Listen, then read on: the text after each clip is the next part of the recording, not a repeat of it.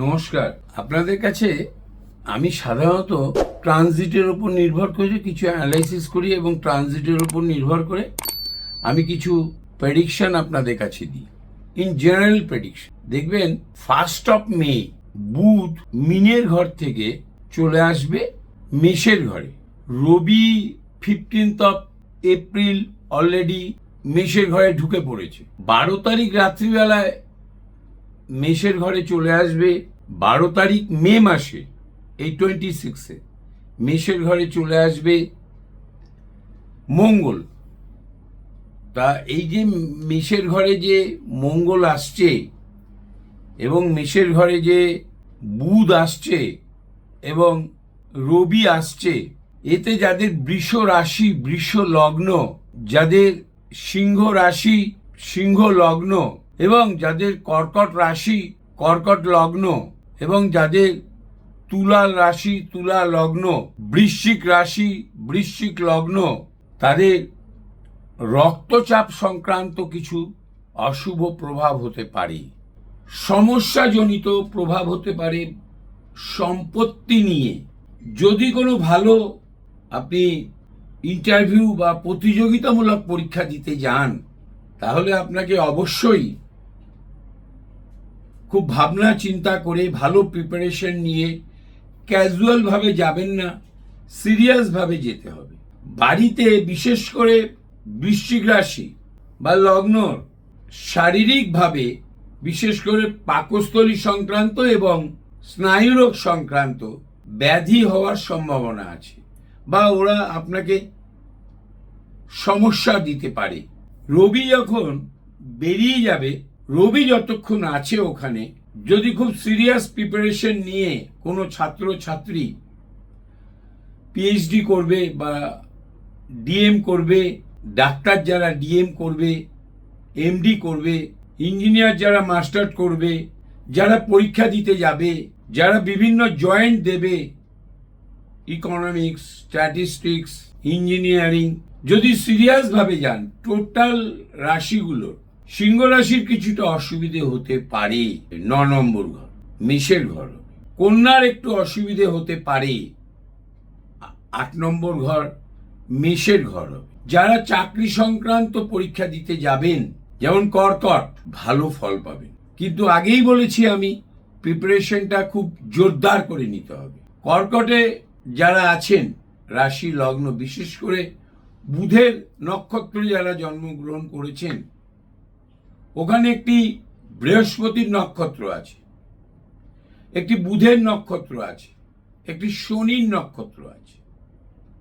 এই 3টে নক্ষত্রই ফল দান করতে পারে, বিশেষ সম্ভাবনা। বৃষ রাশির লোকজনকে আমি, যারা জাতক জাতিকা আছেন, আমি তাদের বলবো সাবধানে চলাফেরা করবেন। সম্পত্তি সংক্রান্ত কোনো বিবাদ যদি সৃষ্টি হয়, আপনি নিজে সেখানে পার্টিসিপেট করবেন কম, কৌশলে নিজের অবস্থানকে ঠিক রাখবেন। কর্মক্ষেত্রে যদি সমস্যার সৃষ্টি হয়, নিজেকে সংযত রাখবেন। মীন রাশি বা লগ্নে সেই সময় লগ্নে শনি থাকবে। মিথুন রাশিতে যারা জন্মগ্রহণ করেছেন, তাদের খুব ভালো সময় যাবে, কর্মপ্রাপ্তি এবং কর্মে উন্নতি হবে। ওই সময় শনি একা মীনের ঘরে বসে থাকবে এবং বুধের নক্ষত্রে রেবতীতে বসে থাকবে। মিথুনের তখন 10th হাউস হবে মীনের ঘর। এবং যদি মিথুনে 3টে নক্ষত্রের ভেতরে মৃগশিরা, যদি আইন সংক্রান্ত কোনো কর্মপ্রাপ্তি বা আইন ব্যবসা করেন, যারা পেশা করেন আইনে, তারা খুব ভালো রেজাল্ট পাবেন। মঙ্গল এবং ওখানে একটা রাহুর নক্ষত্র আছে, আমার খুব প্রিয় নক্ষত্র। রাহুর নক্ষত্রের মধ্যে আদ্রা নক্ষত্র, তারা খুব স্মার্টলি কর্মপ্রাপ্তি হতে পারে। বৃহস্পতির নক্ষত্রেরও কর্মপ্রাপ্তির সম্ভাবনা প্রবল। এই ট্রানজিটটা আপনি পাবেন আবার 30 বছর পর। 2027-এ মাঝামাঝি শনি মেষের ঘরে প্রবেশ করবে, কারণ স্প্যানটা আপনি অনেক দিন পাচ্ছেন।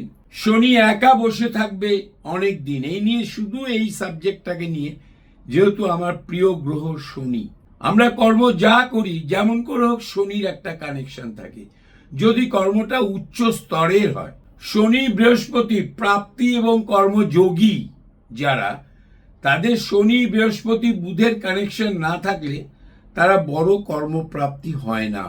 10th 9th 11th 5th 4th বুধের অবস্থান, 9th 11 বৃহস্পতির অবস্থান, 10th শনির অবস্থান। আমি মিথুনকে এই কারণে প্রেফার করছি, মিথুনের 3টে নক্ষত্রই ওখানে, 2টো নক্ষত্র 2টো ঘরেই আছে, যেমন পুনর্বসু বৃহস্পতি ও মিথুনেও আছে, কর্কটেও আছে। মৃগশিরা বৃষর ঘরেও আছে, মিথুনের ঘরেও আছে। আমি মৃগশিরার বহু উকিলকে দেখেছি খুব বড় প্রতিষ্ঠা পেয়েছে। আমি আদ্রার অনেক ম্যাথমেটিশিয়ান দেখেছি উচ্চ প্রতিষ্ঠা পেয়েছে, এমস্ট্যাট করে, পিএইচডি পোস্ট ডক্টরেট করে পৃথিবীর তার পাড়া হয়ে গিয়েছে। অর্থ তো আসবেই, অর্থ নিয়ে আমি চিন্তা করি না, আমি চিন্তা করি ট্যালেন্টার বিকাশ কখন হবে। আপনার মধ্যে যদি ট্যালেন্ট থাকে, যে যেভাবে খুশি টানা হেঁচড়া করতে পারে আপনাকে, কিন্তু আপনি নিচে পড়বেন না। বিশেষ করে এটা আদ্রা নক্ষত্রের ক্ষেত্রে হবে। মিথুনের সাবধানে থাকবেন, কন্যা সাবধানে থাকবেন। বেশি দিন নয়, 15-20 দিন, 45 ডেজ তো একটা স্প্যান আছেই। মিথুন তার 11th হাউস হবে মেষের ঘর, প্রাপ্তিতে বাধা হতে পারে।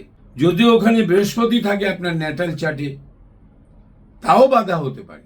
ওখানে 3টি নক্ষত্র মেষের ঘরে, একটি কেতুর নক্ষত্র, একটি শুক্রের নক্ষত্র, আর একটি রবির নক্ষত্র, অশ্বিনী ভরণী কৃত্তিকা। কন্যার 8ম ভাব পড়ছে মেষের ঘর। বুধ রবি মঙ্গলের কানেকশন অবস্থান একই নক্ষত্রে যখন আসবে, মনে হয় না আসবে, আমার মন বলছে না শুধু মঙ্গল আর বুধও একসাথে একই নক্ষত্র পেয়েও যেতেও পারে, এবং শেষের দিকে পেলে খুব একটা খারাপ হবে না।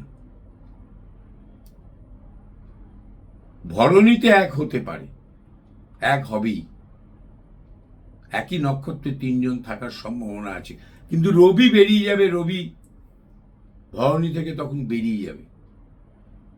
বুধ মঙ্গলের প্রভাব থাকতে পারে, তাদের শারীরিকভাবে স্নায়ু এবং রক্তচাপের বিভিন্ন এবং পাকস্থলীজনিত বিভিন্ন সমস্যা দেখা দিতে পারে। নমস্কার।